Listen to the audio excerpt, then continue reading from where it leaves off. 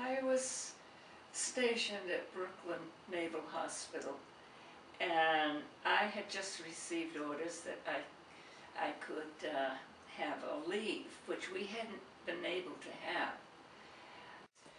And so I was waiting there, and the doctor was with a patient.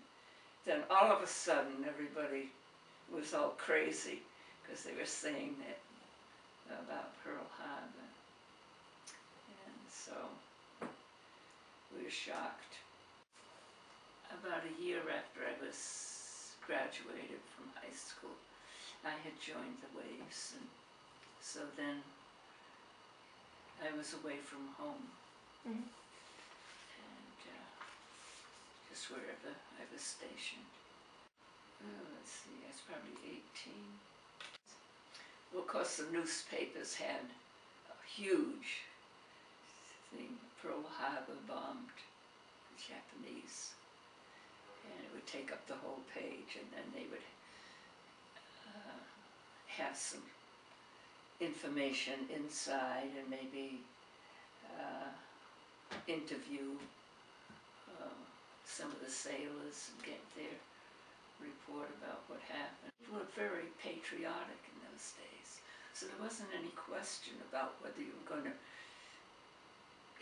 do something for the war effort. Men were going, they were going to war. Mm-hmm. So the women took over, and they're doing all the men's work. They're climbing all over things and using all kinds of tools and stuff that never done before.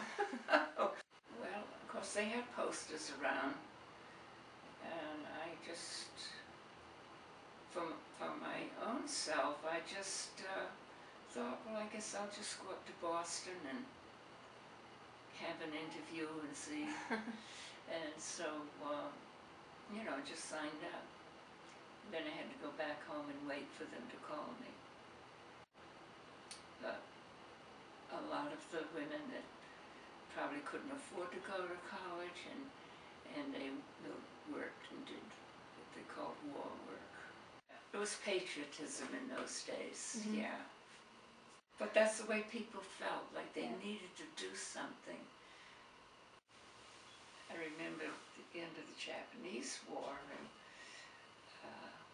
my roommate in Grants, and we were right down to Times Square. And it was such a mob, and everybody was, all the servicemen were grabbing the girls to kiss them. Well, of course, the newspapers were,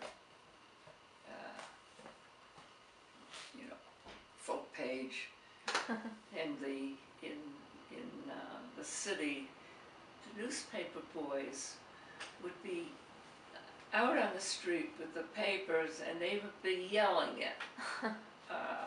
Japanese surrender, and all that, yelling and selling the newspapers, and